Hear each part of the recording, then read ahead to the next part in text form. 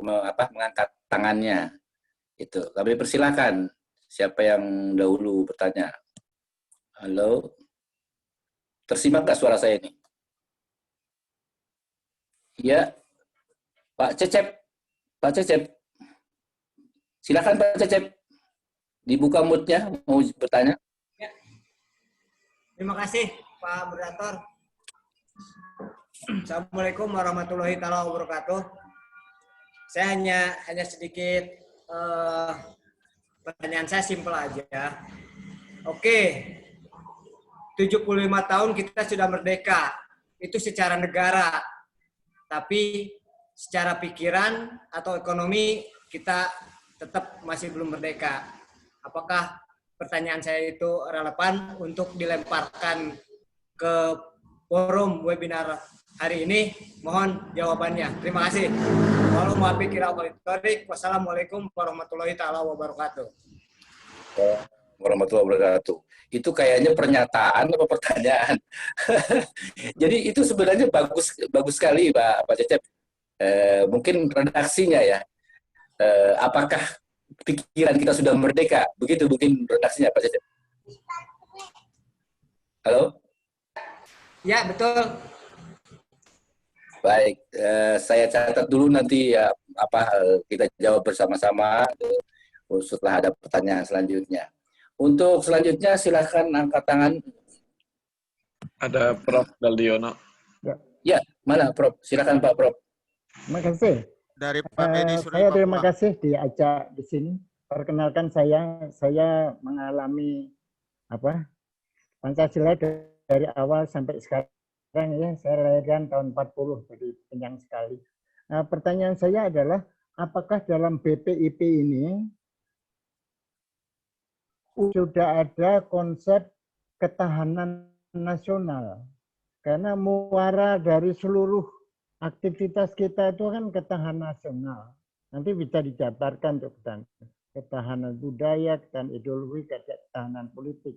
Itu yang pertama. Yang kedua, boleh saya kasih komentar sedikit ya. Sebenarnya BPIP perlu ya, tapi supaya tidak ribut nanti, mau tanyakan dulu kepada PBNU, kemudian PB Muhammadiyah dan MUI.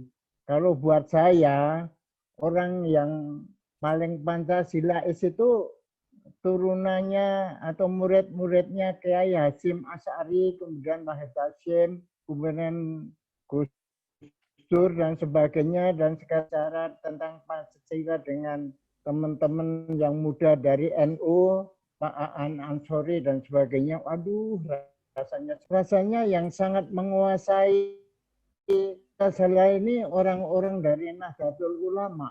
Itu saya minta maaf pada yang lain-lain kalau saya disalahkan. Tapi tanyakan dulu lah kepada PBNU.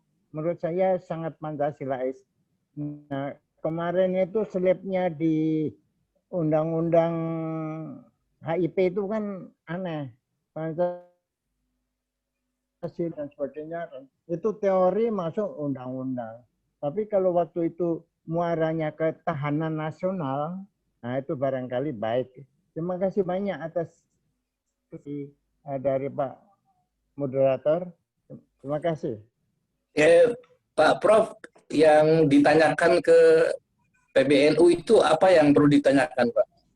Maksudnya dikonsultasikan? Semuanya. Iyalah, serahkan dulu itu naskahnya.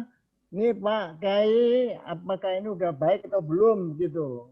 Karena buat saya yang menyelamatkan Indonesia itu NU, Muhammadiyah, dan lain-lain ya. Tapi terutama NU dulu. Dan kemudian Muhammadiyah, lalu MUI. Saya bagaimana juga kalau dari mayoritas umat Islam cuma juga. Jadi lebih baik tanya dulu dah pada beliau-beliau itu bagaimana. Yang saya yakin bahwa beliau-beliau itu Pancasilais yang sangat 100% dah. 100% kebangsaan Indonesia, 100% Islam. Bahwa itu saya sangat yakin gitu. Jadi naskahnya dulu serahkan pada PBNU, pada Muhammadiyah, kepada MUI. Tolong bahas. Nanti sudah itu baru ke PGI, ke wali gereja, ke Buddha dan sebagainya. Terima kasih. Oke. Ya, terima kasih Pak. Terima kasih untuk Tapi terakhir. nomor satu dari ketahanan nasional tadi ya. Iya. Oke. Terakhir Pak Medi. Siapa yang selanjutnya? Dari Pak Medi, Serui, Papua, ujung timur Indonesia. Mana ujung timur Papua? Silakan. Terima kasih host moderator Muhnurul, Habib Syarif, Gus Soleh, dan para narasumber yang lainnya. Salam sejahtera untuk kita semua. Indonesia maju, merdeka, sekali merdeka, tetap merdeka. Saya sapa Romo Beni dulu. Ini saya pernah ketemu ini. Pak Romo Beni pernah ke Papua ya? Ke Serui ya? Ya betul ya, kita ketemu di bandara itu. benar, ya. Waktu itu saya foto bersama 2014, 2013, 2014 kayaknya. Saya pernah ketemu dan foto bersama itu. Fotonya masih ada itu. Oke, gini. Yang saya komentari sebagai pendapat praktis saya ya, secara pribadi. HIP dirubah ke BPIP. Sebenarnya waktu reformasi itu PMP ya dengan BP7 dibubarkan. Sebenarnya sayang juga ya. Sebenarnya dirubah namanya saja supaya Pancasila tetap penjabarannya ke masyarakat. Akhirnya Putri Indonesia, calon Putri Indonesia lupa Pancasila. Menyedihkan sekali. Ya, yang saya itu komentar saya. Sedangkan yang saya pertanyakan, mereka yang menolak undang-undang HIP dengan BPIP ini sebenarnya saya setuju. Mereka sebenarnya penolak Pancasila sebenarnya karena tujuannya itu mau menjabarkan ke masyarakat Pancasila itu, tapi mereka menolak. Indikasinya begini, ada organisasi yang ideologi Pancasilanya tidak ada dan ditolak oleh pemerintah, mereka yang keras sekali menolak HIP ini. Aneh ini. Kemudian ada partai yang memang ideologi Pancasilanya tidak ada, mereka tidak mencantumkan sebagai dasar asas dari partainya. Mereka juga yang keras untuk menolak ini. Ini ada tanda tanya ini, ada apa ini semuanya? Ya, saya menjurus ke pendapat saya secara pribadi bahwa mereka sebenarnya yang menolak itu, yang mau merubah dasar negara sebenarnya. Jadi akhirnya mereka keras untuk supaya Pancasila jangan diimplementasikan ke masyarakat. Saya rasa BPIP ini sangat perlu ya, harus. Dan itu saja sementara untuk waktu. Moderator, saya ada publish di chat itu tentang catatan rapat dari DPR tanggal 11 Februari tentang penyusunan RUU ini. Kemudian rancangan undang-undang HIP ya yang sudah berubah itu saya ada chat di forum ini ya, di ruangan chat itu. Oke, dari kami ujung timur Papua, salam sejahtera untuk kita semua, merdeka, sekali merdeka, tetap merdeka. Maaf, Pak Medi, saya belum begitu menyimak ini pertanyaannya. Jadi poin terpenting dari pertanyaan Bapak itu apa ya kira-kira? Pak Medi, silakan. Apakah kelompok-kelompok yang menolak pertama HIP dengan BPIP ini, mereka yang justru sebenarnya yang ideologinya bukan Pancasila? Oh ya, sudah. Itu pendapat pribadi dan mungkin pertanyaan juga. Biar nyimak, Beb. Ya, apakah apakah kelompok yang menolak itu ya menolak? Habib kurang kopinya kayaknya ini ya, kurang konsen ini ya. Habib. Oke. Tiga dulu ya. Belum panas. Airnya belum panas. Tiga pertanyaan dulu ya. Kalau seandainya terlalu banyak pertanyaan, takutnya waktu sudah habis. Maka 3 pertanyaan ini kita coba kupas satu persatu. Untuk yang pertanyaan yang pertama, Pak Cecep, apakah pikiran kita ini sudah merdeka apa belum? Ini kepada para narasumber ini, silahkan menjawabnya. Barangkali biasanya yang begini-begini ahli-ahli agama, Pak Beni, Pak Kiai-Kiai, silahkan. Ya, saya minta waktu sebentar. Ya. Moderator. Ya, silakan. Ya. Ya, Assalamualaikum warahmatullahi wabarakatuh. Assalamualaikum. Ini kami sangat tertarik sekali apa yang disampaikan oleh Profesor siapa tadi? Del Diono ya. Ya. Jadi di sini mumpung masih pada hadir semuanya, ada tokoh pergerakan kita dan juga pengamat politik dan sering sekali masuk TV, Bang Boni. Ada juga dari Kementerian Agama dan juga ada dari staf ahli BPIP yang mana Romo Beni ini suaranya sangat didengar. Dan Romo Beni ini meskipun beda agama dengan kita, dulur-dulurnya itu kiai semuanya. Apa yang menjadi pertanyaan ataupun arahan, masukan dari Profesor ini, Romo, dan juga Bang Boni dan teman-teman yang lainnya, mohon istilahnya harapan Gus khususnya secara pribadi maupun secara anak bangsa. BPIP ini harus ada undang-undang, ya. Jangan sampai kita ini kalah dengan kelompok-kelompok yang hendak mengubah bangsa ini. Janganlah negara ini kalah sama sekelompok orang sehingga harapan besar bahwasannya PBNU, Pancasila, Bhinneka Tunggal Ika, NKRI, Undang-Undang Dasar 45 itu adalah dasar segala dasar buat bangsa ini terkalahkan oleh sekelompok orang. Jadi Gus minta, mudah-mudahan Romo ini mendengar dan disampaikan kepada Ketua BPIP, dan ini juga ada Mbak Eva, saya lupa ya, ini orang dekatnya Bu Mega, ya, yang saat ini partainya berkuasa. Bagaimana BPIP ini mengajak kumpul tokoh-tokoh yang dimaksudkan tadi, rumuskan bareng. Kalau ormas-ormas Islam, ya, NU, Muhammadiyah, Al-Wasliyah, Masumi, dan lain sebagainya, itu sudah sepakat, sudah kan gitu. Karena dengan Pancasila inilah sebagai payung hukum dan sebagai payung. Islam yang mayoritas bisa melindungi kelompok-kelompok minoritas yang ada ini, kekuatannya ada pada Pancasila. Tapi kalau Pancasila kita ini nggak kuat, kita kelompok-kelompok Islam nasionalis, Islam kebangsaan semacam ini ya kan, sering diterorin oleh kelompok-kelompok mereka. Poncai wong kafir, kumpuli wong kafir, dikai duit piro karo Cino, karo wong kafir. Dan senantiasa semacam itu kan gitu loh. Jadi ya saya minta Bu Eva yang terhormat, mudah-mudahan masih ada di webinar ini ya. Bagaimana masukan dari Prof tadi, rumusan ini dibikin bareng.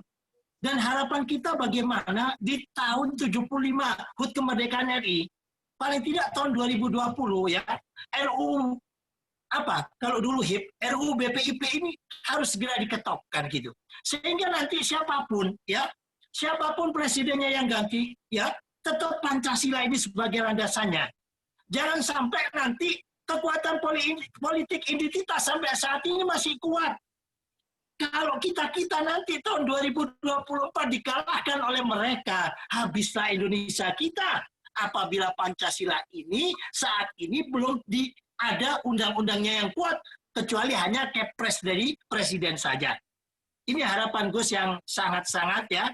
Mudah-mudahan pembicara juga bisa mengarahkan, dan hasil daripada webinar ini utamanya ayo bareng-bareng kompak ya. RUU BPIP ini harus segera diketok agar Pancasila kita kuat, agar Pancasila bisa menjadi payung hukum sebagai ideologi dan sebagai landasan kita bermasyarakat, berbangsa, dan bernegara. Terima kasih, moderator. Ya, ya. Mohon maaf sebelum dilanjut, ini tadi kami belum ada informasi bahwa Pak Karyono sudah datang atau belum.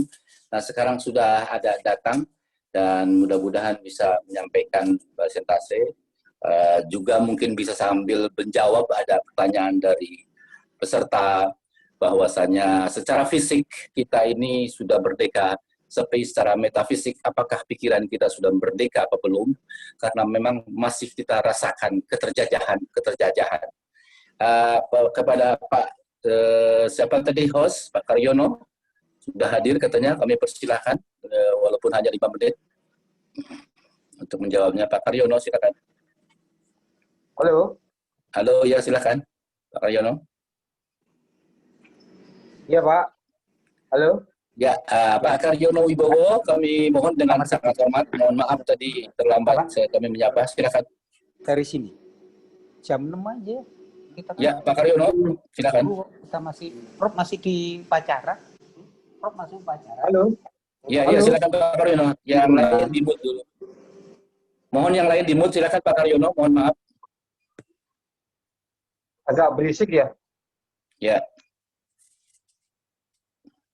Iya, ya. Gimana Pak? Halo? Ya, tadi menyimak apa yang disampaikan Pak Karyono. Yang saya sampaikan tadi menyimak Pak Yono? Saya baru masuk ini. Oh, iya. Gimana Pak? Gimana? Ya, Bapak kan termasuk salah satu narasumber yang belum bicara, Pak. Jadi, sebagai Direktur Eksekutif Peneliti dan Pengamat Sosial Politik, kami mohon Bapak 5 menit lah untuk memberikan pemaparan. Di samping juga memang ada pertanyaan dari peserta, itu bahwasannya seakan-akan kita ini hanya secara fisik, tapi belum merdeka secara pikiran. Kami persilakan Pak Karyono. Ya, saya mungkin bahas sedikit tentang tema diskusi ya. Ya. Tema webinar kali ini kan membahas tentang relevansi RUU BPIP ya dalam konteks kekinian. Ya. Jadi sebagaimana yang sudah saya sampaikan di berbagai forum dan juga di sejumlah media, sejak awal saya memang mendorong ya mendorong perlunya payung hukum terhadap BPIP ya, Badan Pembinaan Ideologi Pancasila. Nah, karena BPIP sampai saat ini kan payung hukumnya baru Perpres. Nah, sementara tugas BPIP ya itu memiliki tugas yang sangat fundamental ya, yaitu menanamkan, membumikan nilai-nilai Pancasila dalam kehidupan bermasyarakat, berbangsa dan bernegara. Nah, oleh karena itu ironis jika BPIP hanya dipayungi hukum setingkat Perpres. Oleh karena itu sejak awal saya sudah mendorong supaya BPIP itu dipayungi hukum setingkat undang-undang. Nah, tapi memang beberapa bulan yang lalu ya kita dihebohkan dengan hadirnya rancangan undang-undang HIP. Nah, sebenarnya itu bukan seperti yang skenario awal ya, di mana yang kita butuhkan itu hanya undang-undang yang bersifat teknis ya, tidak seperti halnya yang terkandung di dalam RUU HIP tempo hari yang dibuat kontroversi. Nah, sekarang pemerintah sudah mengajukan draft RUU BPIP ya ke DPR. Nah, oleh karena itu saya kira semua pihak juga harus mendukung ya dengan hadirnya RUU BPIP itu.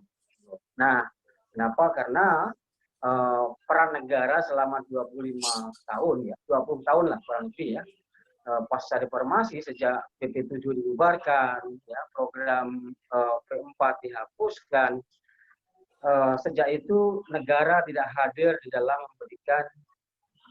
melakukan pembinaan ideologi Pancasila dalam kehidupan bermasyarakat, berbangsa dan bernegara.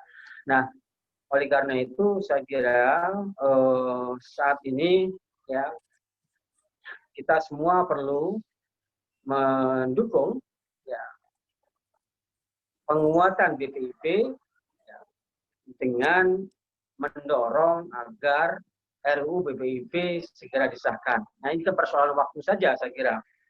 Apakah tahun depan ya atau 2 tahun yang akan datang, itu persoalan waktu. Tapi prinsipnya adalah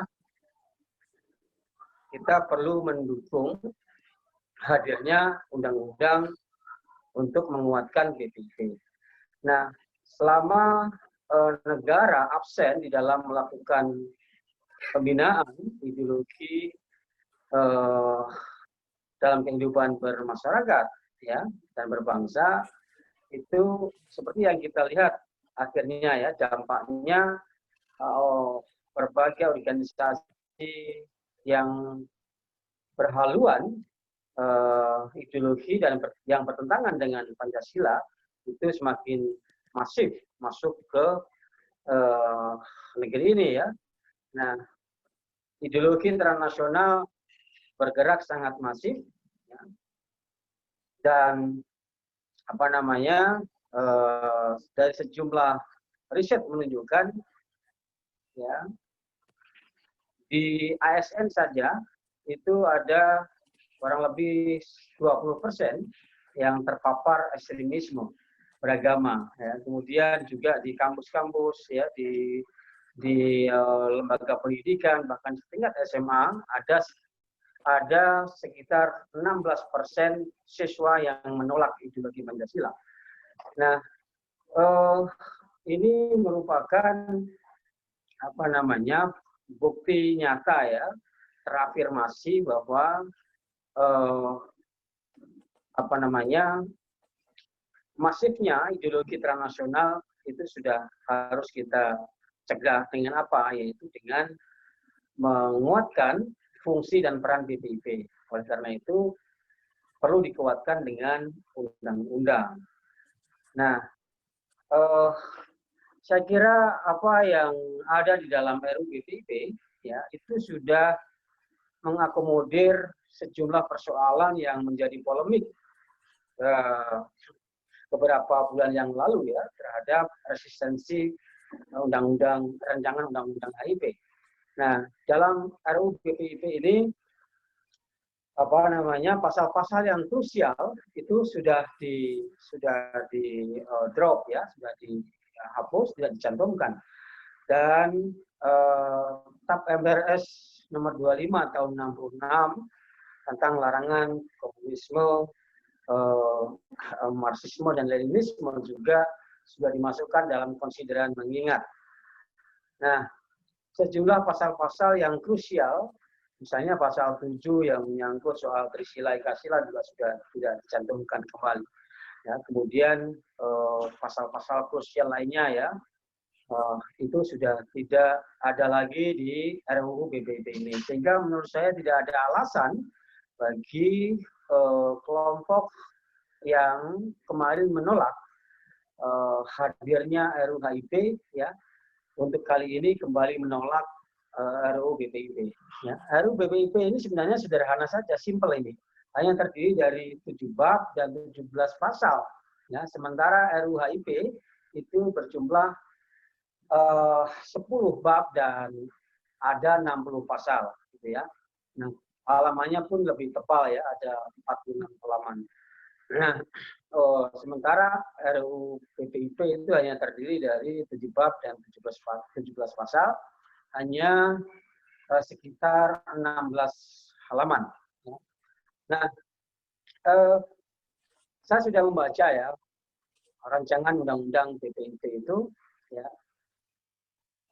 sehingga menurut saya ini ya itu tidak ada alasan bagi kelompok yang tempo hari menolak RUU HIP, ya, tidak ada alasan untuk menolak RUU BPIP yang diajukan oleh pemerintah.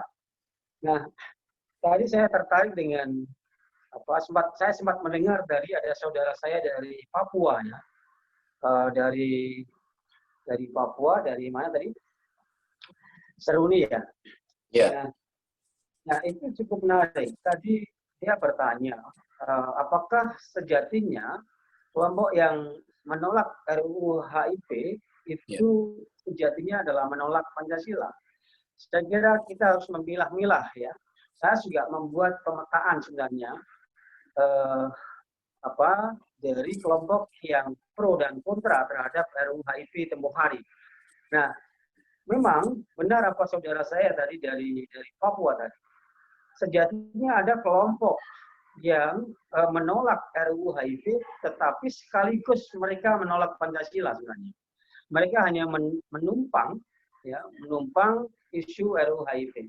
Nah, tetapi tidak bisa kita generalisir bahwa yang menolak RUU HIP itu semuanya menolak Pancasila. No. Jadi kita harus pilih itu. NU tempoh hari menolak RUU HIP, tetapi NU sangat menerima Pancasila. Begitu juga Muhammadiyah, ya, Muhammadiyah tempoh hari menolak RUU HIP, tetapi Muhammadiyah juga menerima Pancasila. Ya.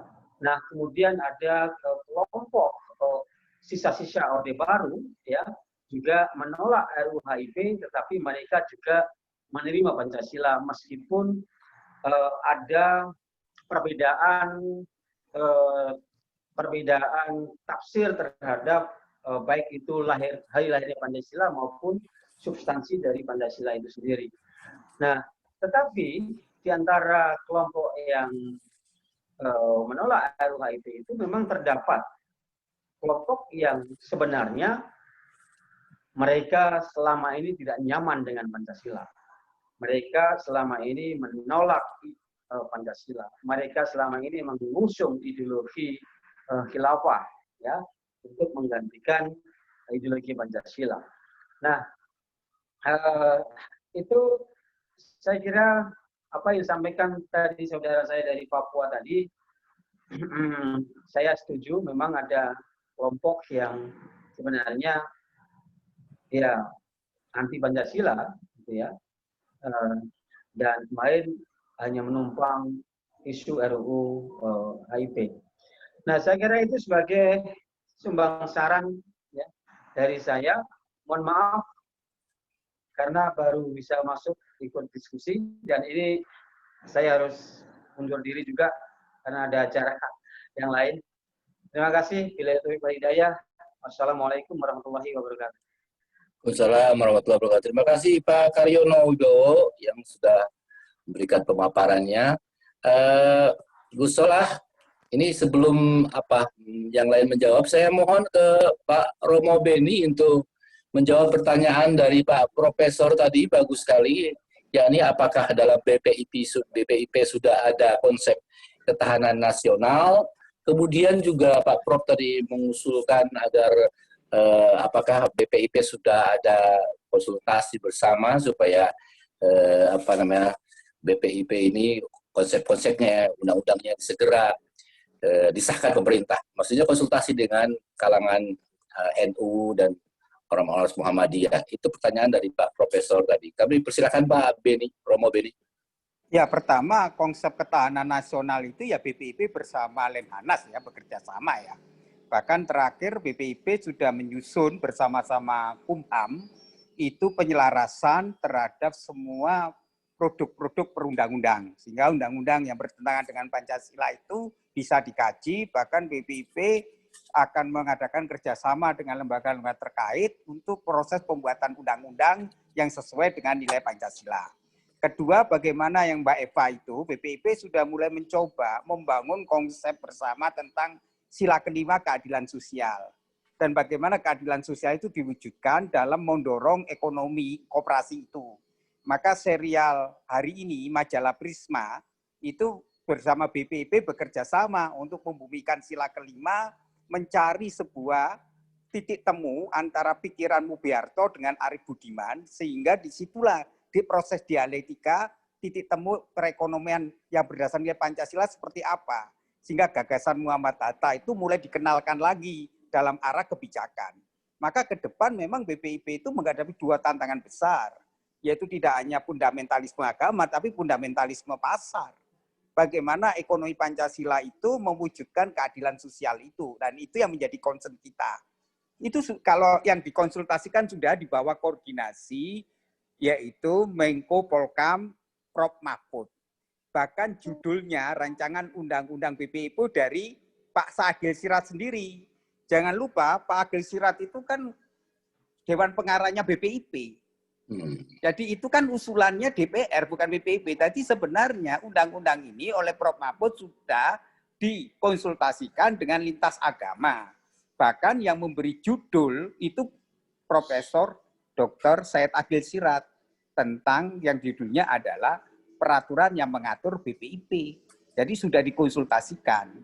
Lah ke depan kita berharap dengan undang-undang BPIP ini, eksistensi BPIP itu mampu mengarusutamakan Pancasila dalam kehidupan yang nyata gitu loh. Bagaimana ekonominya diatur secara nilai-nilai Pancasila itu, yaitu bagaimana mengembangkan sektor usaha ekonomi masyarakat, yaitu memperkuat koperasi salah satunya.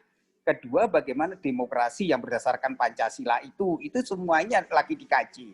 Ya, terus BPIP juga mulai membangun regulasi untuk bagaimana rekrutmen terhadap pegawai. Sehingga BPIP akan mengeluarkan tentang pedoman arah untuk pendidikan moral Pancasila bagi pejabat-pejabat publik. Nah, ini lagi juga dirancang bersama-sama untuk TNI dan Polri.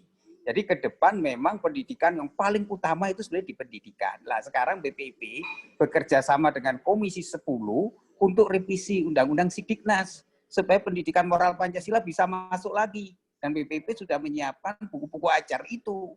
Karena kita selama reformasi pendidikan Pancasila tidak ada dalam kurikulum.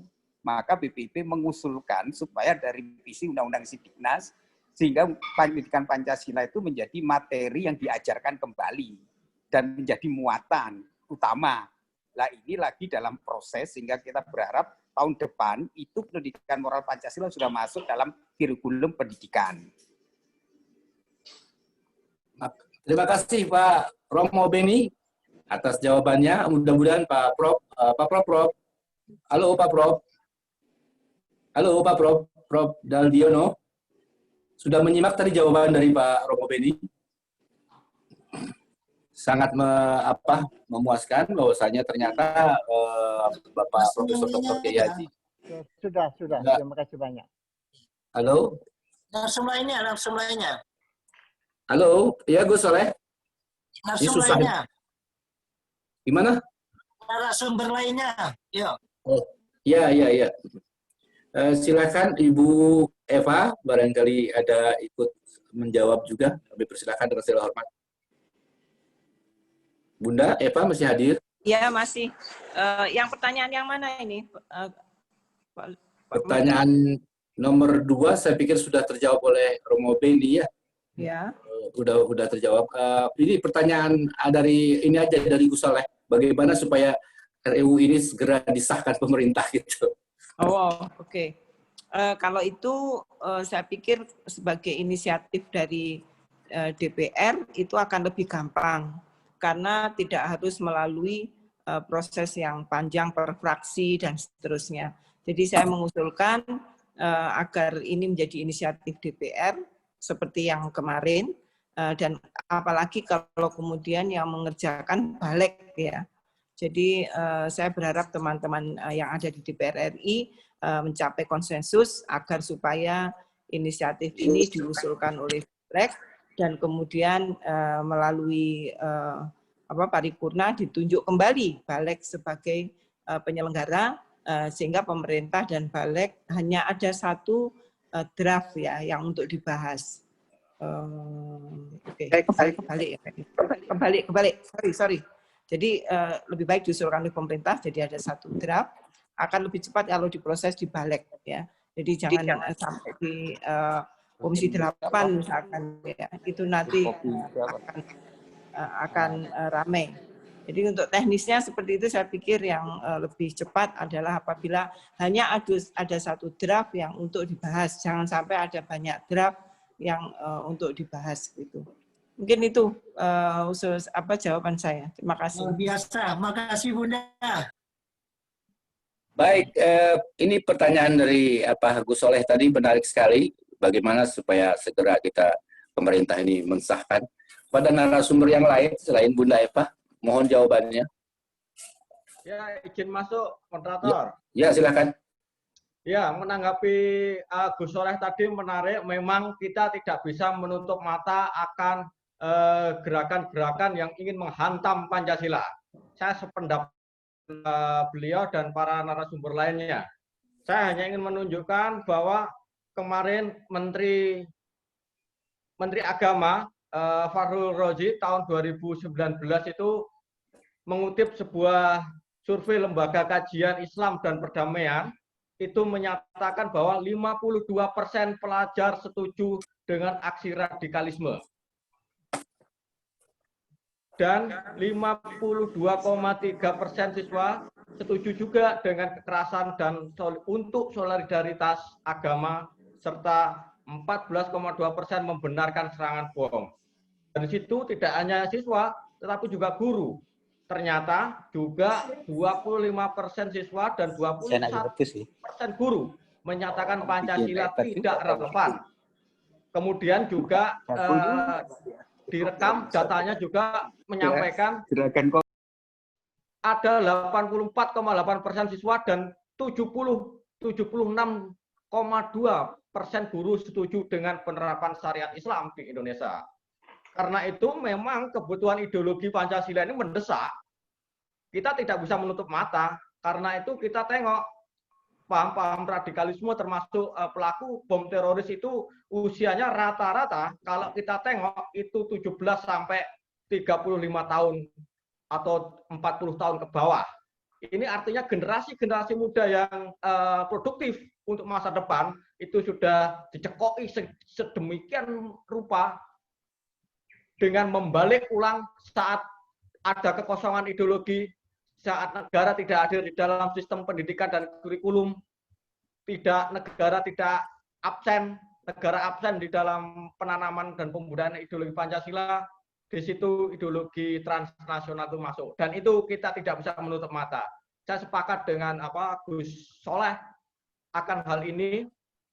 Kita harus segera cak-cek sakset untuk bersama-sama menyadarkan bahwa hingga hari ini tidak ada lagi ideologi yang bisa mempersatukan keberagaman kita. Itu tanggapan dari saya. Terima kasih. Terima kasih Pak. Aduh, nggak kelihatan nih Pak Diasma. Terima kasih banyak. Memang benar di tataran kehidupan sehari-hari kita perhatikan dari mulai TK sudah terkena virus seperti itu. Kalau kalangan ini SMP dan SMA-nya itu biasanya yang masuk itu rohis atau rohis itu untuk rohani siswa. Kemudian mahasiswanya itu dimasuki oleh LDK. Nah, dari kalangan mereka jangan sampai kita lewatkan, ada juga yang tidak memasukkan anaknya ke sekolah, homeschooling saja. Ketika saya tanya kenapa homeschooling, karena nanti khawatir katanya anak saya dimasuki ajaran-ajaran tauhid. Pancasila dikatakan ajaran-ajaran tauhid. Maka dari kondisi-kondisi seperti ini, betapa pentingnya, mendesaknya kita berharap pemerintah segera untuk mensahkan RUU BPIP ini. Baik, ini termin kedua, mungkin masih ada waktu sedikit lagi sebelum closing statement. Ada 1-2 pertanyaan dari Floor, silakan. Ya. Assalamualaikum. Waalaikumsalam warahmatullahi wabarakatuh. Ya, silakan. Nama saya Ari Dayat. Ini terkait dengan substansi penolakan BPIP. Saya tidak tertarik untuk membahas berbagai paham, baik itu radikal ekstrem kanan atau ekstrem kiri. Tapi ini bicara tentang apa yang menjadi problem narasi RUU HIP kemarin. Yang pertama, BPIP itu RUU HIP itu memiliki 2 versi Pancasila. 2 versi Pancasila. Pancasila yang pertama adalah Pancasila Kepres nomor 26 itu, dan Pancasila Undang-Undang Dasar 1945, di mana klausul tentang agama yang berada pada bab 11 pasal 29 ayat 1 dan ayat 2 sudah jelas, namun di situ terjadi kontra narasi antara Kepres dan Undang-Undang Dasar itu. Itu yang menyebabkan kenapa banyak penolakan dan terjadi suatu pembentukan opini di mana 2 hal versi Pancasila ini yang menyebabkan provokasi masif dan sangat rasional, karena Undang-Undang Dasar 1945 sudah menyebutkan dengan jelas di mana letak agama, di mana letak Pancasila, kemudian menjadi jambor ketika memasukkan narasi Kepres 26 itu di dalam RUU HIP. Itu terima kasih. Assalamualaikum warahmatullahi wabarakatuh. Waalaikumsalam warahmatullahi wabarakatuh. Ya, benar terjadi kontra narasi, ada 2 versi Pancasila di HIP. Itu bedanya dengan BPIP. Kalau di HIP itu masih berkutat di dunia filsafat. Jadi kajiannya kajian filosofis. Tapi di RUU BPIP itu sudah langsung kebanyakan bicara tentang teknis, bagaimana kita ini memiliki sebuah badan, ya, badan pembinaan ideologi Pancasila.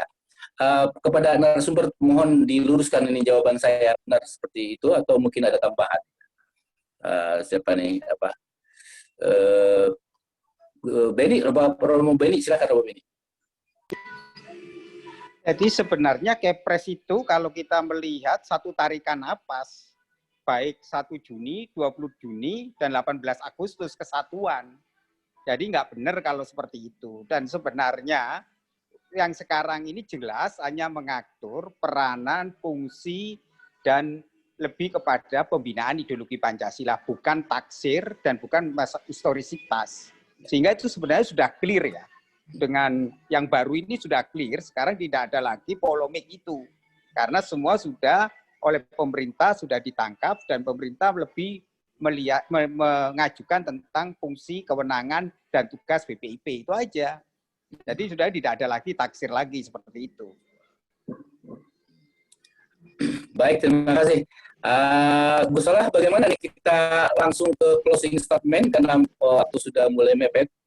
Atau masih ada pertanyaan, Gus Solah? Halo, Gus Solah. Mana Gus Solahnya ini nggak hadir lagi? Udah closing statement ya? Iya. Oke.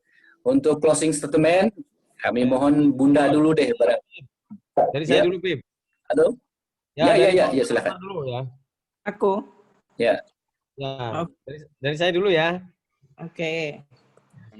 Baik, terima kasih para narasumber, Gus Solah, para moderator, Mbak Eva, Romo Beni, Mas Karyono, nih sahabat saya, Mas Diasma, Mas Jamil Wahab dari Kementerian Agama, Puslitbang.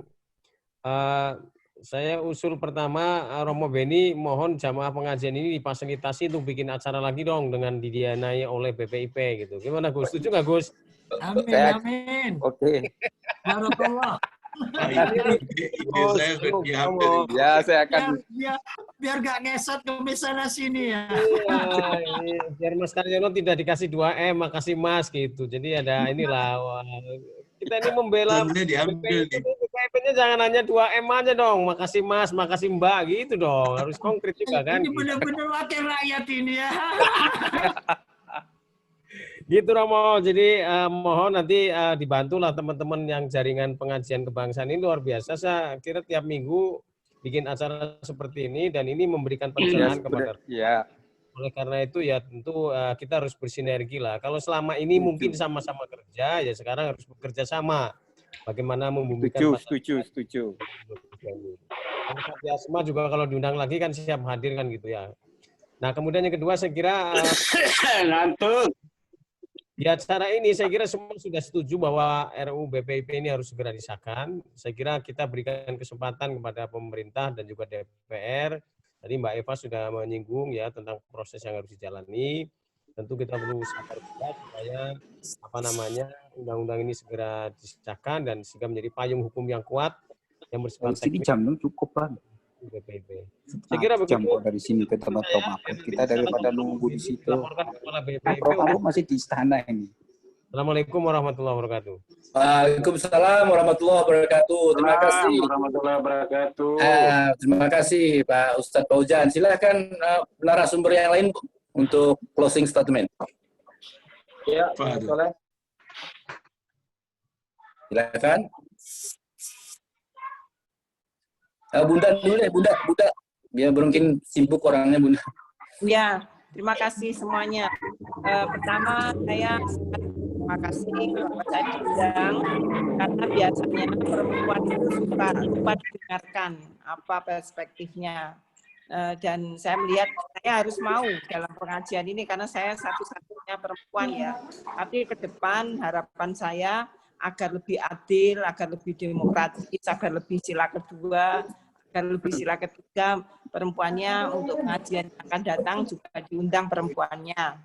Terus yang kedua, saya menegaskan usulan dari Pak Paujan supaya BPIP bikin bikin funding sheet lah. Nah, siapa yang pengen melaksanakan webinar ini duitnya sekian, silakan mendaftar. Begitu kan meringankan bagi teman-teman yang ingin melakukan sosialisasi Pancasila dan dengan segmennya masing-masing ya. Pasti banyak kalau kemudian ada pancingan untuk cukup bayar itu pulsanya aja lah ya. Itu akan membuat kita semangat gitu. Kan duitnya banyak tuh BPIP cuman nggak bisa disperse kan. Jadi kita bantulah untuk melakukan sosialisasi seluas-luasnya, lemparkan kepada publik siapa saja boleh, dan BPIP harus ikut yang membuka supaya tahu bahwa yang dilaksanakan benar begitu. Saya merasa confident ya, saya merasa confident apabila partisipasi itu dibuka seluasnya dengan mekanisme yang saya usulkan tadi bisa lebih cepat. Saya mau menegaskan usulan tadi ya, bagaimana memproses supaya cepat. Sekali lagi saya mohon DPR yang menjadi inisiator, syukur oleh Balek, dan Balek kemudian di paripurna atau di Bamus kembali ditunjuk untuk sebagai pelaksana dalam pembahasan, sehingga ada satu draft yang dibahas dengan draft pemerintah. Ini beda kalau draftnya dari pemerintah makin lama makin panjang ya. Jadi itu saya ingin menguatkan usulan saya tadi, lebih praktis, cepat apabila diproses seperti yang usulan saya tadi. Ini karena pengalaman saya ya, beberapa undang-undang lebih cepat apabila dilaksanakan di Balek gitu. Demikian, terima kasih. Selamat bekerja BPIP. Semoga barokah untuk kita semua. Amin. Amin, amin, ya Rabbal alamin. Terima kasih. Untuk selanjutnya, Jangan cuma pulsanya aja, Ibu. Oh Nanti ya, orang dan capek lain-lain. pada ya jangan lain-lain. pulsanya aja, Ibu. Orang lagi Iya, pada duduk ini minum kopi juga, Ibu. Jangan terlalu banyak yang diminta, cukup pulsa lah, Bang. baik. Untuk selanjutnya kami mohon dari Menteri Agama, dari Wakil Menteri Agama. Merdeka. Halo Bapak Kiai Abdul Jamil, kami persilahkan. Layanannya kamu prima dengan apa? Aku aja nggak pernah digituin, Pak. Mana Pak Kiai masih ada? Pak Kiai Abdul Jamil masih ada? Aku aja Bang kalau dia bikin sendiri. Gitu, Halo. Maaf Bang, mulain deh. Halo Pak Kiai. Kami tak dijemput. Halo. Silakan closing statement Pak Kiai. Pengajian kebangsaan ini sangat positif. Bikini es krim. Itu untuk dilanjutkan. Mudah-mudahan juga Ambiar. hanya melibatkan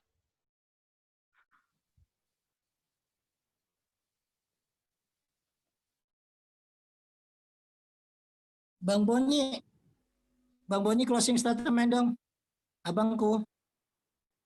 Halo? Gak ada sudah ya? Halo? Masih ada, Beb, masih ada. Baik. Cuman nggak dengar kayaknya. Ada, harusnya ada, Beb. Mic-nya di unmute itu. Langsung unmute. Manual saja. Bang Boni, closing statement.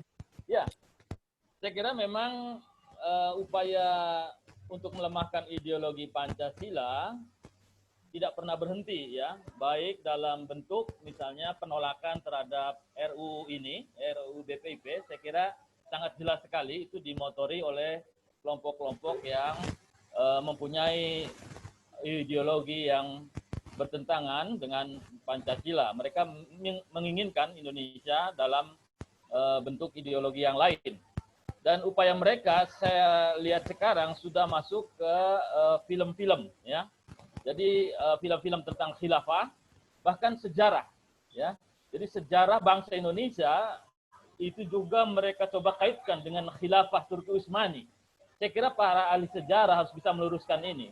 Bahwa perang di Ponorogo misalnya apakah juga dimobilisir oleh kekuasaan Turki Utsmani. Saya kira ini sebuah fakta sejarah yang perlu diluruskan. Dan saya menginginkan ada juga semacam pelurusan sejarah. Walaupun misalnya mereka menyebut film-film itu sebagai penayangan fiksi gitu ya. Tapi saya kira ini berbahaya bagi generasi muda kita yang kemudian mereka menganggap bahwa Indonesia punya historis dengan khilafah. Jadi Indonesia adalah bagian daripada khilafah. Saya kira ini perlu diluruskan. Demikian statement dari saya. Terima kasih. Gus? Halo? Ya. Saya mau buat ini ya, closing statement ya. Gus Oleh. Halo?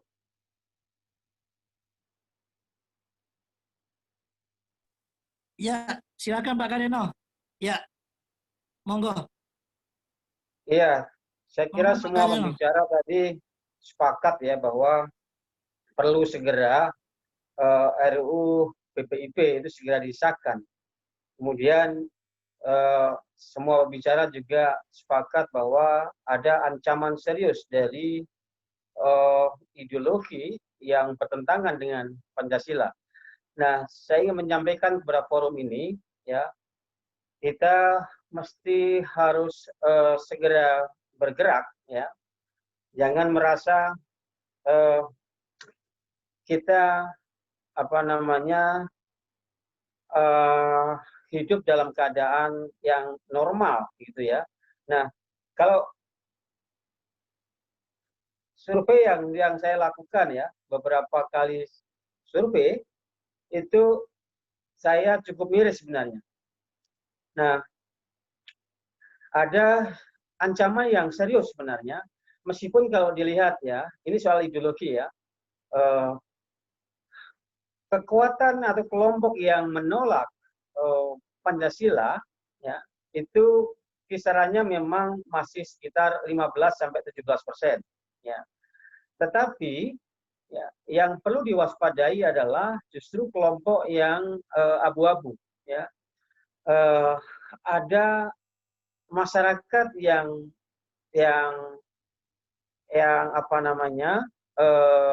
abu-abu, artinya begini, kalau ditanya tentang apakah Bapak Ibu setuju terhadap ideologi Pancasila sebagai dasar negara, mereka menyatakan setuju, gitu. Tetapi di sisi yang lain, ketika kita tanya tentang bagaimana pendapat Bapak Ibu, ya,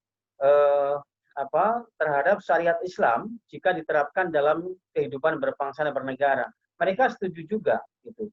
Nah, ini yang menurut saya ini membahayakan, gitu. Memang ada tadi kelompok yang tegas, yang sangat tegas menolak Pancasila, ya, ingin mengganti Pancasila, ya, menghendaki Pancasila diganti dengan ideologi khilafah, ya, itu tadi ada yang tegas, gitu, ada sekian persen. Tetapi yang harus waspadai adalah kelompok yang abu-abu, justru masyarakat yang abu-abu tadi ditanya Pancasila masih layak jadi dasar negara, menjawab iya. Tetapi ketika ditanya lagi tentang syariat Islam, ya, itu menjawab iya juga, gitu. Nah, ini yang berbahaya menurut saya. Ini kenapa terjadi? Karena persoalan literasi sebenarnya, ya. Pemahaman masyarakat ya, terhadap Pancasila dan juga pemahaman terhadap agama itu masih belum cukup, gitu ya. Nah, sehingga dia tidak bisa membedakan relasi antara Pancasila dengan agama. Nah, ini salah satu tugas BPIP ke depan menurut saya, ya, bagaimana menguatkan literasi masyarakat terhadap Pancasila. Nah, ini saja peringatan dari saya ya. Jadi harus hati-hati karena trennya itu semakin meningkat, gitu. Ya, jangan dilihat dari 15%-nya. 15% memang kecil ya. Kecil. Tetapi tadi yang kelompok abu-abu tadi.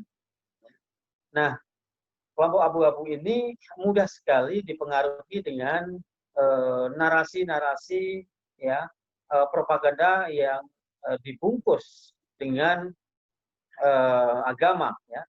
Propaganda yang dibalut dengan agama itu sangat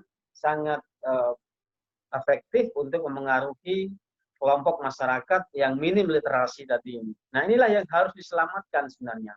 Ya. Kalau yang jelas-jelas menolak itu memang sudah sangat ideologis ya, agak sulit kita untuk merasionalkan atau mereintegrasikan kelompok tersebut ke NKRI atau Pancasila. Gitu. Nah, prioritas utama adalah bagaimana menyelamatkan masyarakat yang abu-abu ini, yang minim literasi ini. Ini penting sekali. Dan kalau kita riset, kita tahu di mana kekuatan khilafah ya dan ideologi lain ya termasuk komunisme juga kita tracking juga di situ, kita tahu di mana kekuatan mereka ya.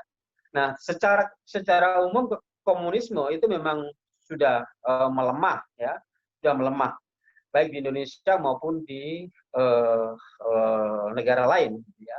Nah, ini bisa selalu saya potret kalau saya melakukan survei nasional gitu. Nah, di kota-kota mana kita tahu petanya ya. Simpatisan FPI kita tahu di mana yang paling besar gitu ya, di kota ini sekian persen, di kota ini sekian persen gitu. Nah, simpatisan HTI kita tahu berapa persen di Surabaya, di Malang, di Sumatera dan sebagainya. Kita tahu petanya itu. Nah, ini saya kira akan membantu BPIP ya di dalam melakukan mapping ya. Tidak hanya BPIP sebenarnya, ya lembaga-lembaga lain ya, termasuk BNPT, ya BIN dan juga Polri sebenarnya. Jadi instrumen riset saya kira penting sekali ya untuk membantu memetakan potensi ancaman terhadap ideologi Pancasila. Saya kira itu, terima kasih. Wallahumma fiq ila aqwamit thoriq. Wassalamualaikum warahmatullahi wabarakatuh.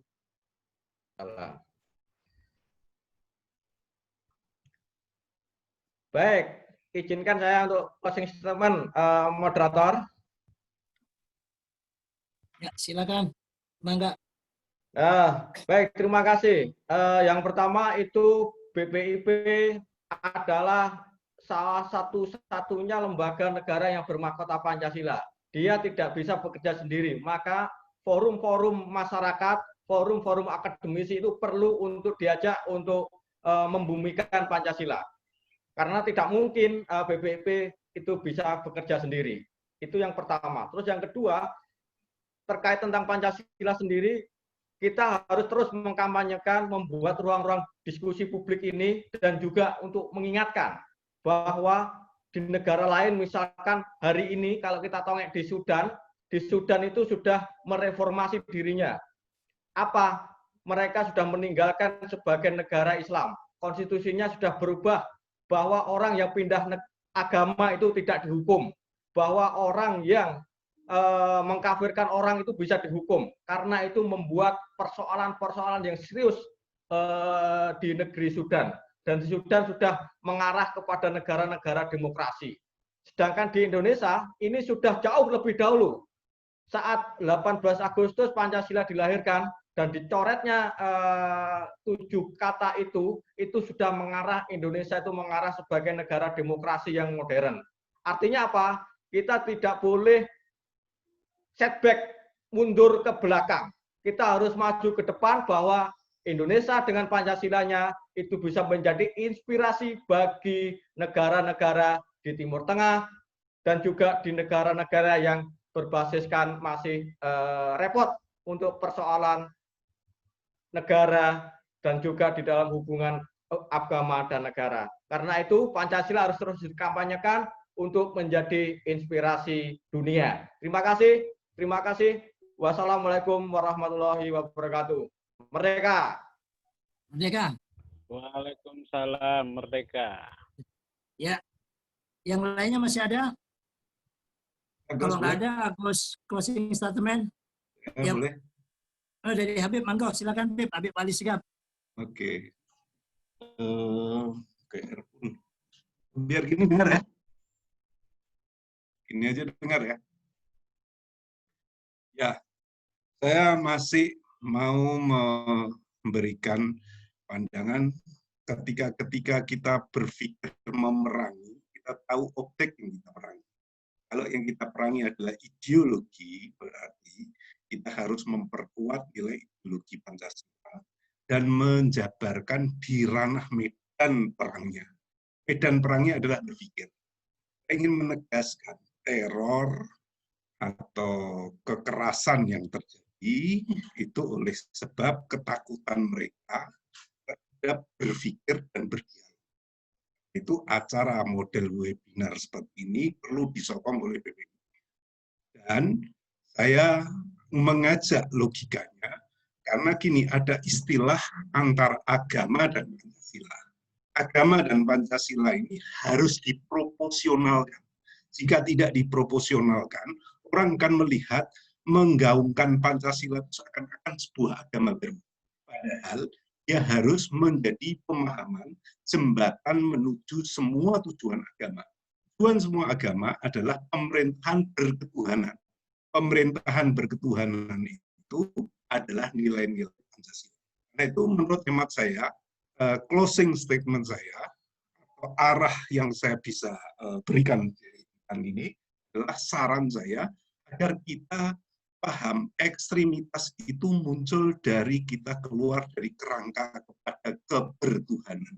Bertuhan tidak harus beragama, karena semua orang yang beragama harusnya bertuhan, sebaliknya tidak. Kedua, kita mengajak agama itu fungsinya mendekatkan diri pada Tuhan. Artinya Tuhan yang kita kenal, yang dengan agama itu kita mendekatkan diri. Terima kasih. Wassalamualaikum warahmatullahi wabarakatuh. Terima kasih.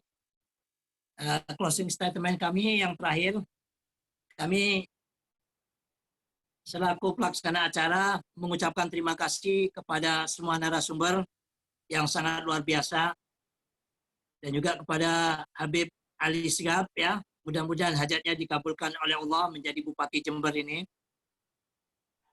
Kalau kita melihat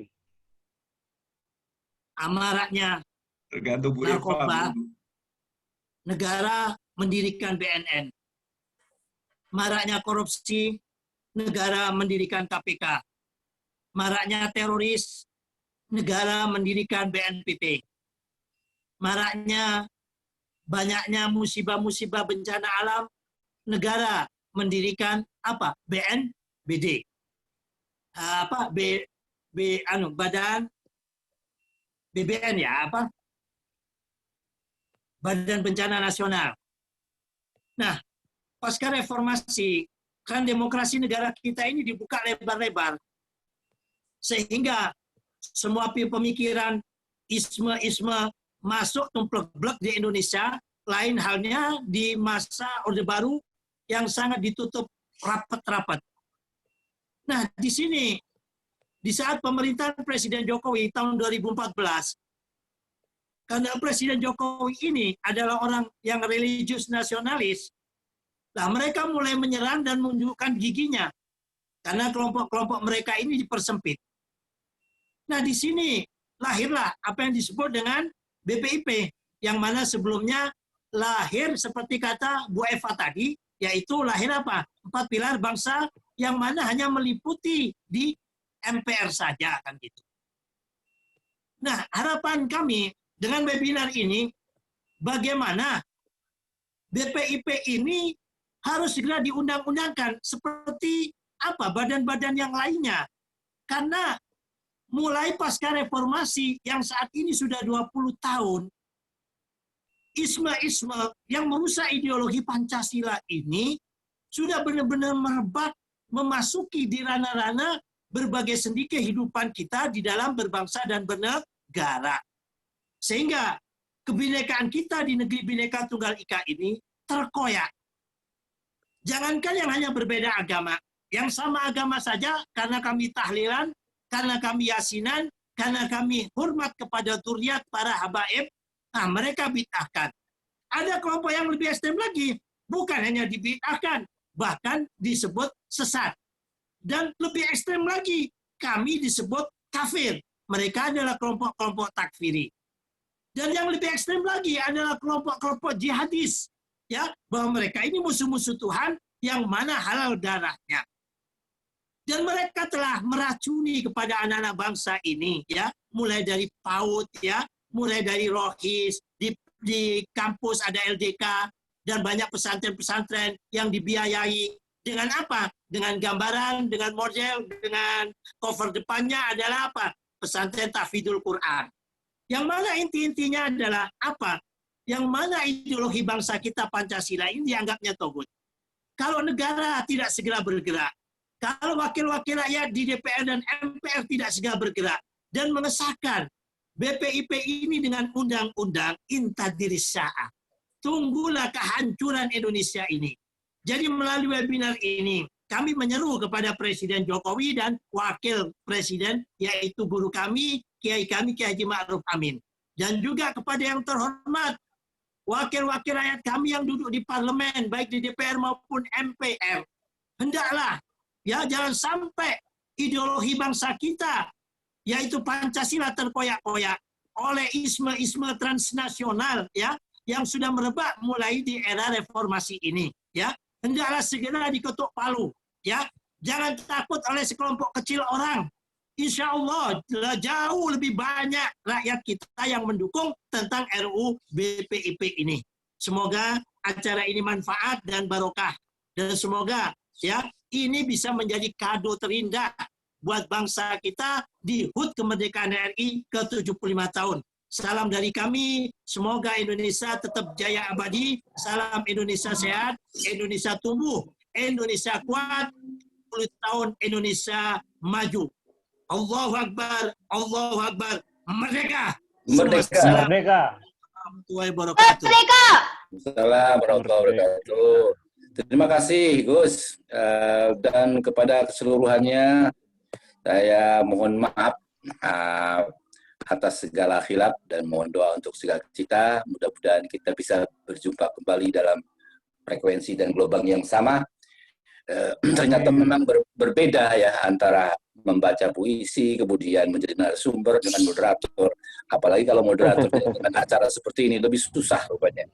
Soalnya apa tadi itu salah-salah pijit, ya salah-salah pijit jadi malah mana yang mood mana yang tidak gitu. Aduh, jadi mohon maaf atas segala ini khilaf-khilaf saya, dan mudah-mudahan kita bersama bisa saling memerdekakan jiwa kita agar kita tidak menjajah jiwa yang lain, sehingga kita bisa memerdekakan jiwa generasi kita, dan akhirnya generasi kita bisa memerdekakan jiwa Ibu Pertiwi. Amin ya rabbal alamin. Merdeka. Assalamualaikum warahmatullahi wabarakatuh. Merdeka. Amin. Merdeka. Terima kasih. Sampai jumpa semuanya, Habib dan yang lainnya ya, Pak Acega.